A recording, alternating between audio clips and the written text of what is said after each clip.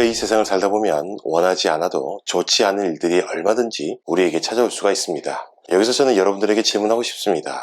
이런 시험과 관련된 일들이 여러분에게 찾아올 때에 여러분들은 어떻게 이해하십니까? 그리고 이런 시험을 만났을 때에 하나님을 의심해 본 적은 없으십니까?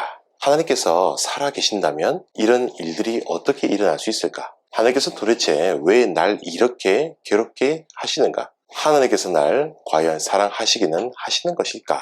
이런 의심들 말입니다. 이런 것들에 대해서 오늘 야고보 말씀은 이렇게 대답하고 있습니다. 오늘 말씀 12절의 시작은 우리에게 익숙한 형태로 시작하고 있습니다. 흔히 성경에서 발견할 수 있는 축복의 말씀입니다. 그것은 시험을 참는 자는 복이 있나니 라는 겁니다. 이를 헬라어 원문을 통해서 보면 이 복이라는 하는 것을 상태를 나타내는 형용사를 사용하고 있습니다. 다시 말하면 시험을 인내하는 사람이 바로 복된 상태다라는 것을 말하고 있는 것입니다. 여기서 시험이라는 것이 과연 무엇일까요?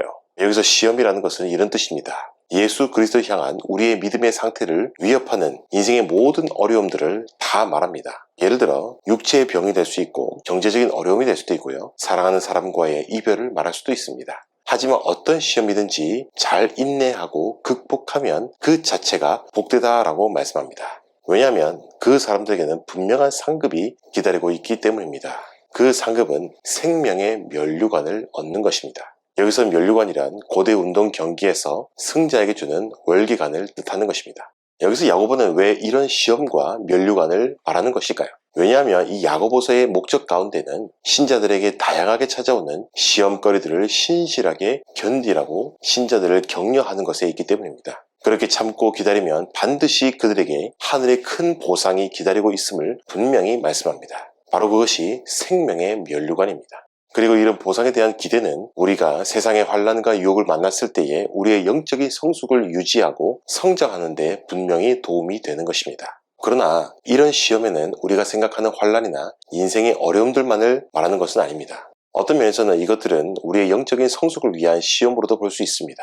하지만 이것들과 함께 오는 것이 있으니 그것은 유혹과 관련된 시험입니다. 우리를 성숙시키려고 하는 게 아니라 우리를 유혹하고 넘어뜨리려는 시험도 있다는 겁니다. 시험은 두 가지 개념으로 나누어서 생각해 볼 수 있습니다. 크게 인생의 어려움과 같은 외적 환경의 시험과 죄를 짓도록 유혹하는 시험으로 나누어서 볼 수도 있습니다. 시험은 이 두 가지를 다 포함합니다. 모든 시련에는 우리를 유혹하는 시험도 얼마든지 함께 올 수가 있습니다. 예를 들어 하나님을 의심하도록 하는 것일 수도 있고요. 우리의 죄성을 건드리는 죄의 유혹이 될 수가 있습니다. 그런데 우리를 더욱더 어렵게 만드는 난제가 13절 말씀입니다. 사람의 시험을 받을 때에 내가 하나님께 시험을 받는다 하지 말지니 하나님은 악에게 시험 받지도 아니하시고 친히 아무도 시험하지 아니하시느니라. 여기서 시험이라고 할 때에는 당연히 외적인 요소라기보다는 죄를 짓도록 유혹하는 나쁜 의미의 시험일 것입니다. 그런데 우리가 알다시피 우리 하나님께서는 하나님의 종들을 시험하시기도 하셨습니다. 아브라함에게 이삭을 바치도록 시험하셨고 이스라엘 백성들을 시험하셨고 히스기야 왕을 시험하셨습니다. 하나님께서 시험하신다고 할 때의 시험이란 사람을 넘어뜨리기 위한 죄의 유혹을 말하는 게 아닙니다. 하나님께서는 악을 행하려는 어떠한 욕망이나 충동도 가지고 계신 그런 하나님이 아닙니다. 거룩하신 하나님이십니다. 우리 하나님께서는 거룩하신 하나님이시기 때문에 그 어떤 악행과도 함께하는 하나님이 아니십니다. 하나님의 시험이란 오히려 그들의 믿음을 증명하고 믿음을 강화시키기 위한 시험입니다. 그러면 사람의 시험을 받고 죄의 유혹에 빠지는 것은 무엇일까요? 14절에서 이렇게 대답하고 있습니다. 오직 각 사람의 시험을 받는 것은 자기의 욕심에 끌려 미혹됨이니. 여기서 믿음의 파멸로 가고자 하는 나쁜 의미에서의 시험을 받는 이유가 분명하게 나오고 있습니다. 그것은 하나님 때문이 아니라 자기 욕심에 끌리기 때문이라는 사실입니다. 마치 미끼로 낚시를 당하듯이 사람이 각각 자기의 욕망에 스스로 끌려서 미혹되기 때문에 시험을 당하는 것입니다. 사람의 시험에 빠져서 죄를 짓고 파멸로 가는 것은 하나님의 의도도 아니며 하나님께서 계획하신 것이 아님을 야고보서에서 분명하게 말씀하고 있습니다. 야고보서는 개개인의 잘못과 범죄하는 것을 가지고 하나님을 탓하지 말 것을 분명하게 말씀합니다.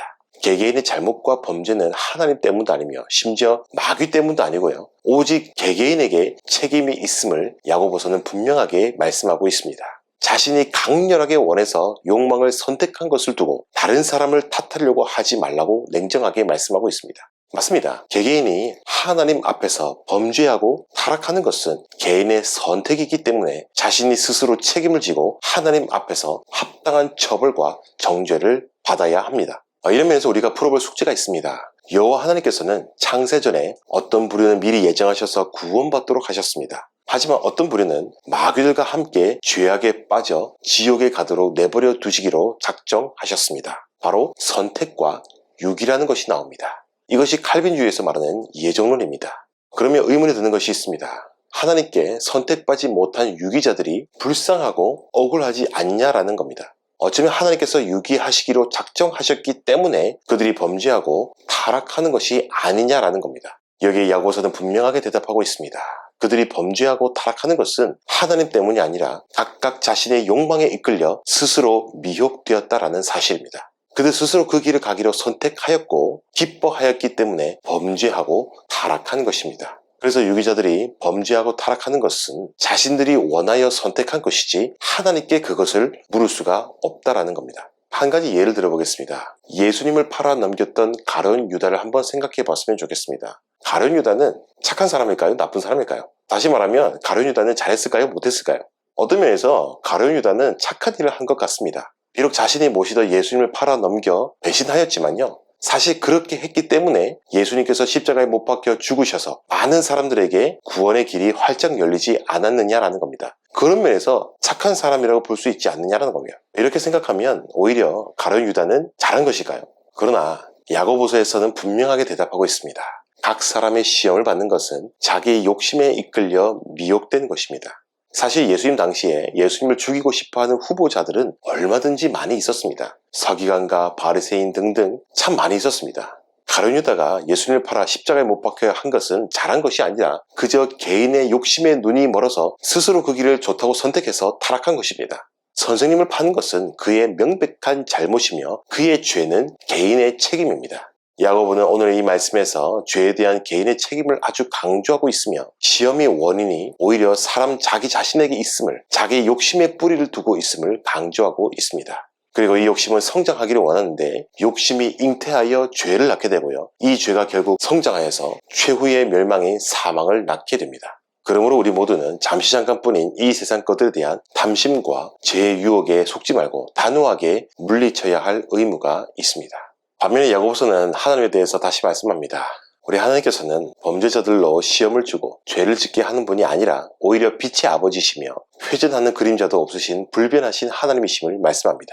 빛의 아버지라는 것은요, 온 우주 만물을 창조하신 하나님이라는 뜻이고 회전하는 그림자도 없으신 분이라는 것은 피조물과 구별되게 거룩하신 하나님이심을 강조하는 것입니다. 하나님께는 죄가 없으시며 어떠한 죄도 허용될 수가 없습니다. 우리 하나님께서는 자신의 뜻을 따라 진리의 말씀인 복음으로 우리를 낳으셨고 그의 아들 예수 그리스도를 통하여 우리를 구원하시고 자녀 삼아주신 좋으신 아버지라는 사실입니다. 그러므로 이런 하나님에 대해서 우리가 오해하지 말고 자신의 죄의 원인을 하나님께 전가하려는 악한 시도를 중단하고 관대하시고 거룩하신 하나님을 믿고 나아갈 것을 우리에게 권면하고 있습니다. 이것이 바로 오늘 야고보서 본문이 우리에게 주고자 하는 메시지입니다. 사랑하는 여러분, 우리는 하나님에 대한 오해를 버리셔야 됩니다. 자신의 죄악을 정당화하지 말고 다시금 진리 대신 하나님 앞에 나아가야 됩니다. 그리고 오늘 말씀 이후에 진리의 말씀으로 거룩하게 사는 지혜 있는 삶이 어떠한 삶인지 강론으로 나아가게 될 것입니다. 우리 하나님은 거룩하시며 자비가 풍성하신 하나님이십니다. 잠시 잠깐뿐인 이 세상 것들, 돈과 권력과 그 외 세상이 주는 재미에 취해 있다고 한다면 당장 그 유혹을 버리셔야 됩니다. 우리가 취한 이 세상의 재미로 자신의 인생을 허비한다면 그 책임은 우리에게 있는 것입니다. 하나님께서는 진정으로 회개한 자들을 뿌리치지 아니하시는 자비로우신 아버지란 사실을 기억하시고 하루빨리 돌이키시기를 바랍니다. 지금 다시 복음으로 돌아가셔야 됩니다. 우리가 또한 우리 교회가 한국교회가 살 길이 그것밖에는 없습니다. 주님 앞에 회개하여 주님 앞에 돌이켜서 참된 믿음의 순전함으로 나아감으로 하나님께 영광 돌리며 많은 이들에게 믿음의 기쁨을 선사할 수 있는 저와 여러분 될 수 있기를 간절히 소망드립니다. 감사합니다.